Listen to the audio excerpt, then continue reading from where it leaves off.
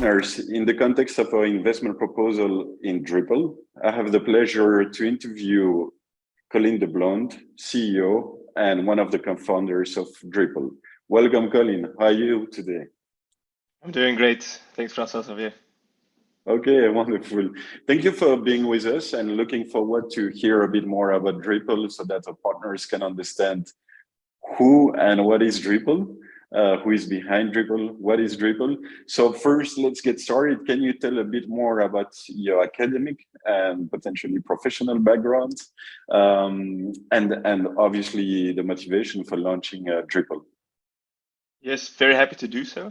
So myself, I studied product development in Antwerp first, which is a combination of nailing user experience and engineering. And then after that, I started business economics in Ghent. I met my co-founder, Lucas, who's the technical co-founder in Antwerp, studying product development, where after doing product development, he started mechanical engineering. So there we also found a perfect match. He's a very blue profile, very analytical, and I'm the counterpart, doing more sales, funding, and everything that has to do with that. Okay, and So maybe about your motivations of yeah, launching sure. Dripl? How we started Dripl together.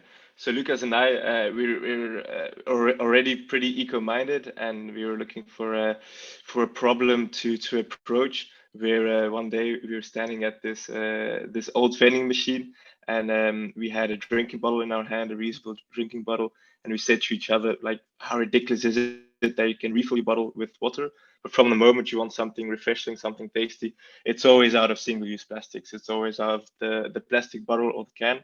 And that really inspired us to dig deeper into the beverage industry. We saw that it's an immense problem.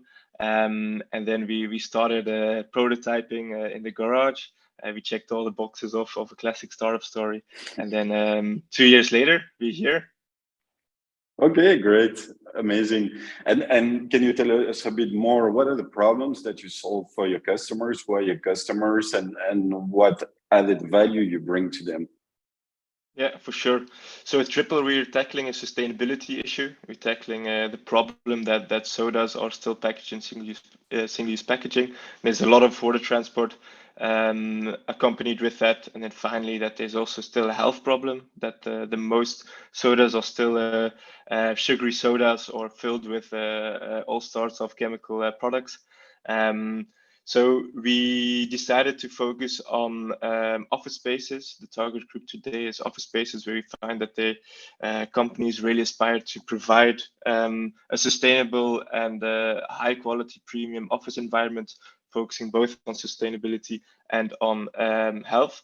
So there we provide with Dripl a no-brainer, looking at our competitors, providing both a more sustainable alternative, a healthier alternative, actually also a convenient alternative, and in most cases, even a more financially attractive alternative. So that combined, we're the go-to choice when companies want to provide fresh beverages for their employees. And how does it work, your dispenser, your Dripl refill point? Can you explain a bit more about that one? Sure. So the refill point is in short a package-free vending machine where you can refill your bottle or glass with healthy alternatives like ginger lime, cranberry, hibiscus, and so on. The way it works is we take tap water. We want to prevent water transport. So we take tap water. The tap water is filtered, is chilled, and then finally mixed with a flavor of choice. So the end user can choose via a user interface its favorite flavor, can customize its drink in terms of flavor intensity and in sparkling intensity, and then they get their ideal favorite drink dispensed directly. Yeah, really interesting. But maybe the next question would be, how do you make money with that? Of course. So we have we call it an espresso for hydration model, where on one hand the company, they pay a fixed fee for the refill point, for the equipment. On the other hand, they reorder the consumables on average a monthly basis. The consumables being the flavor boxes and CO2 cartridges. So in that way, we have a recurring model on both aspects, with a side note that the refill point is also sold to a leasing partner to reduce working capital, to move capex free, which ensures a fast cash in upfront. We sell physical products, so gross margin is an important factor there. There it's good to know that our hardware today has a 30% gross margin, and by Q4 this year in 2023, we'll increase that to 60%. And then on the consumables, that's already higher today, is 50%. And also by the end of this year, this will be at least 70%. Last but not least, we implement pretty long contracts. So we close the 60-month contracts, 5 years. So really locking in our recurring revenue over the long term. Okay, wonderful. Very clear. Maybe you talked a bit about the future improvements, which is great. You already moved forward to other question, but looking back to the last 12 months, can you tell us what have been the highlights, the milestones you've achieved? Sure. So I think in the last year, we were fully focused on going to market. So we launched in September 2021, going to market. And since then, we now almost signed 200 refill points with about 140 customers across all verticals, being industry, manufacturing, consultancy, technology, all sizes as well, smaller companies, but also big corporates like Accenture, SAP, and HubSpot. Doing that at a very fast pace and with a small team with a minimal amount of funding, where we're very proud to say that we almost actually break even, so also achieving that this year. The last year we also set foot in the Netherlands, also successfully, so really proving that the international latent demand is there as well, where we have now a proven business model in Belgium and now the Netherlands, and already also receiving inbound from international countries like France, Germany, even Spain, and so on. So I think those are the important milestones for Dripl.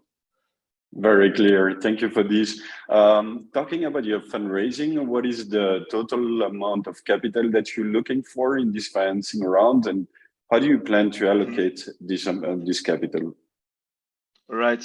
So we started off the round to raise 1 million euros, where today we secured 1.5 with 3 main investors having expertise on different topics. So we have a beverage industry expert, we have someone who's an expert in scaling up hardware, and with Faraday we hope to enable an international network as well.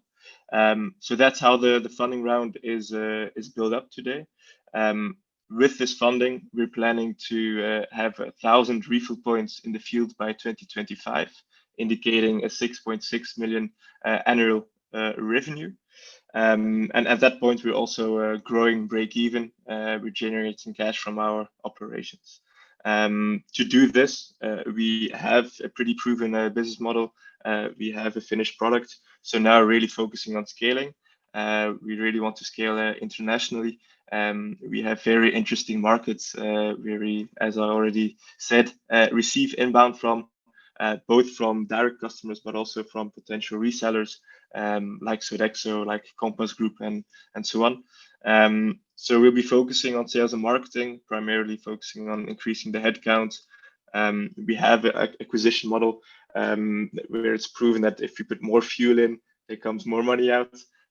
So it will primarily be sales and marketing, where about 20% will also be allocated to R&D, fine-tuning the products, increasing our cost of goods sold, and really enabling the bottom line of our business model as well.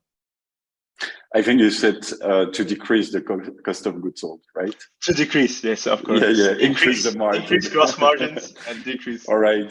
So fine tuning. By the way, you shouldn't say about adding fuel. It's about adding tap water, right?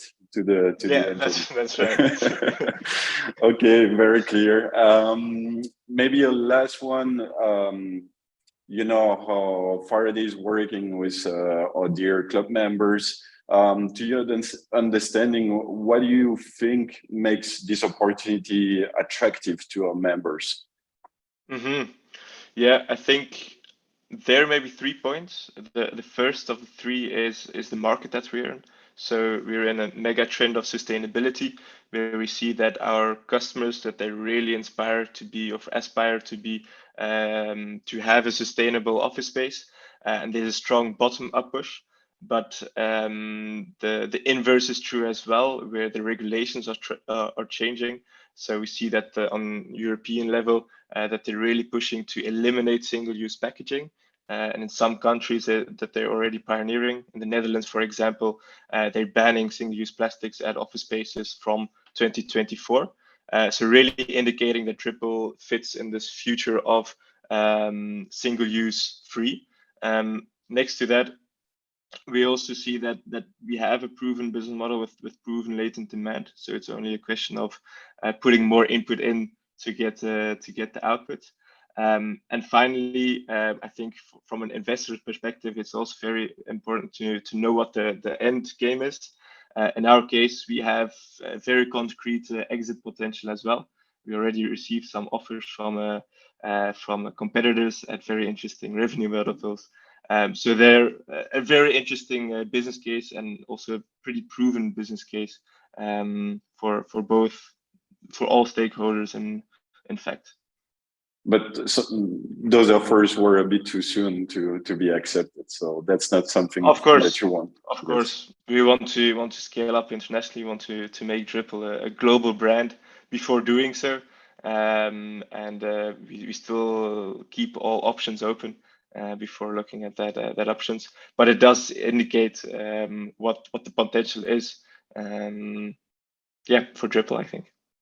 Yeah, wonderful. That's super exciting. Thank you so much, Colin, for your time and the valuable insights you provided today. I personally, but I think all Faraday and all members are looking forward to this journey together with you, your team, and Dripl. So thank you very much and have a great day. Thank you very much. You too.